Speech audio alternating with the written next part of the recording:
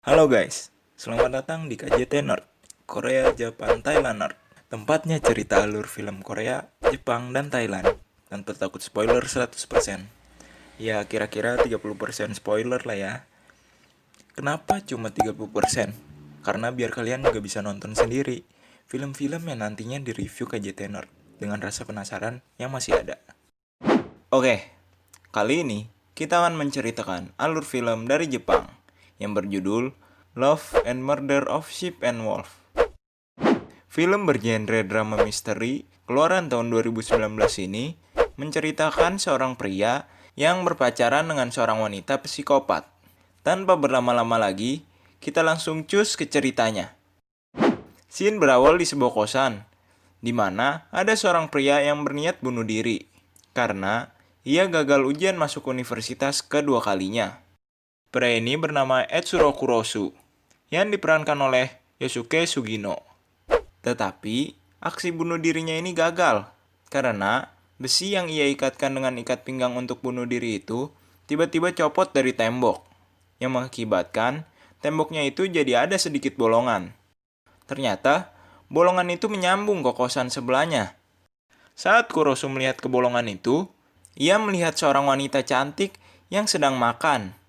Kurosu pun baru tahu, ternyata ia mempunyai tetangga yang begitu cantik. Ia pun mengurungkan niat bunuh dirinya. Dari saat itu juga, ia sering sekali mengintip tetangganya itu. Saat membaca buku, saat siap-siap pergi, juga saat merawat tanamannya. Suatu ketika, saat ia mengintip, ternyata wanita ini sepertinya ingin mandi. Ia pun mulai membuka pakaiannya. Tetapi, penglihatan Kurosu dari bolongan itu tidak bisa menjangkau tempat wanita ini membuka bajunya. Karena muncul rasa penasaran dan cabulnya itu, ia pun keluar kosannya dan mencoba mengintip dari bolongan tempat terima surat di pintu tetangganya itu. Tetapi, tidak menghasilkan apa-apa. Ia pun mengurungkan niatnya.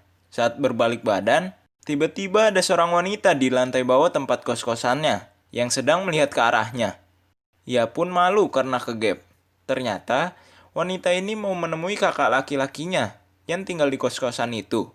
Tetapi, karena kakaknya itu tidak menjawab sama sekali, wanita ini pun pulang dan menggantung plastik berisi barang yang ia bawakan untuk kakaknya di gagang pintu kosannya. Kurosu yang melihat itu malah mengambil plastik itu. Ternyata, ada sebuah makanan dan satu botol cola. Ia pun memakan dan meminumnya. Di tengah ia memakan dan meminum itu, ternyata tetangga wanitanya itu sedang melihatnya dari atas. Dan ia pun malu kedua kalinya.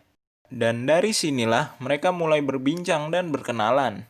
Wanita ini bernama Ryo Miyaichi, yang diperankan oleh Haruka Fukuhara. Miyaichi tiba-tiba mengajak untuk makan bareng dengannya.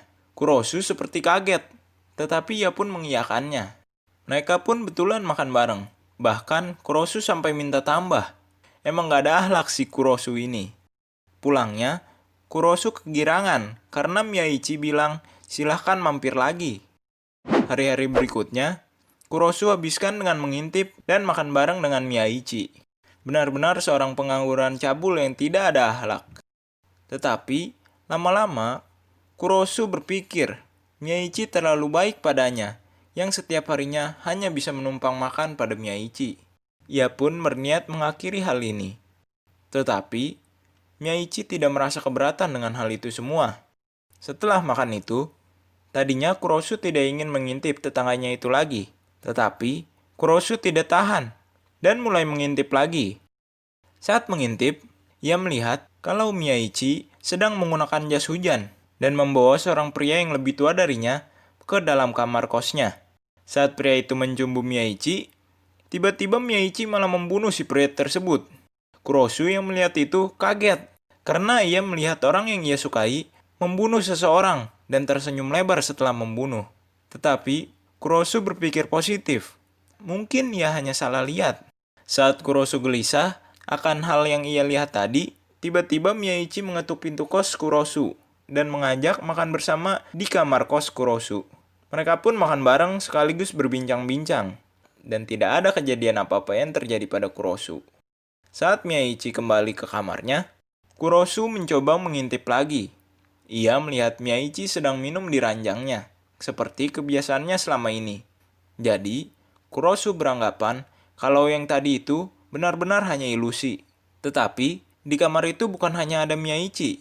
Ada juga suara seseorang yang pamit pulang. Kurosu pun penasaran dan langsung mengintip keluar pintu kamar kosnya. Dan ia melihat seorang wanita yang sepertinya mencurigakan. Keesokannya, hari berjalan normal. Kurosu seperti tidak menghiraukan kejadian yang ia lihat malam kemarin.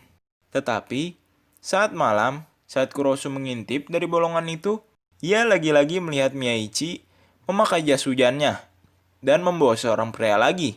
Dan ya, terjadi lagi kejadian yang Kurosu lihat kemarin malam. Kurosu sadar kalau yang ia lihat ini bukanlah ilusi.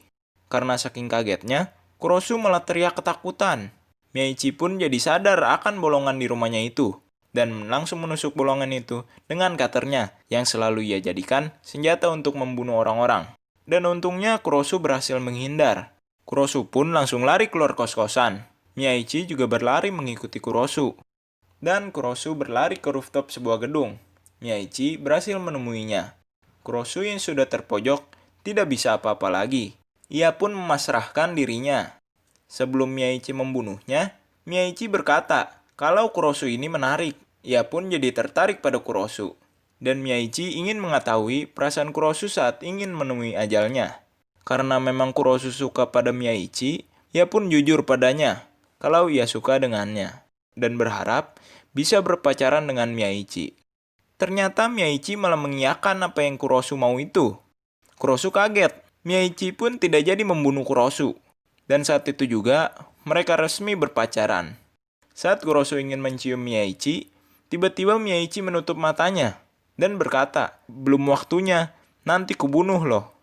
Perlahan, Miyaichi membuka tangannya itu dan meminta Kurosu untuk tetap mengintipnya. Emang gak bisa ditebak pemikiran seorang psikopat. Kira-kira, apa Miyaichi betulan suka ya pada Kurosu? Atau akhirnya malah nanti dibunuh juga? Terus, apa tujuan Miyaichi dalam membunuh ya? Sekedar memuaskan hasratnya kah? Atau karena dibayar oleh orang? Oke, segitu aja cerita alur film Love and Murder of Sheep and Wolf yang KJT Nerd bawakan. Rating dari KJT Nerd buat film ini 6,5/10. Nah, kalau penasaran sama kelanjutannya, ya cus dimonggoin untuk ditonton sendiri selengkapnya. Oke, terima kasih sudah menonton video ini sampai akhir. Like kalau kalian merasa suka ataupun video ini bermanfaat untuk referensi tontonan kalian. Share juga ke teman kalian, biar teman kalian teracuni buat nonton film ini juga. Komen tanggapan kalian tentang video ini atau request film apa yang kalian pingin KJT Nerd bawakan selanjutnya. Dan subscribe jika kalian gak pingin ketinggalan update dari KJT Nerd selanjutnya. KJT Nerd signing out.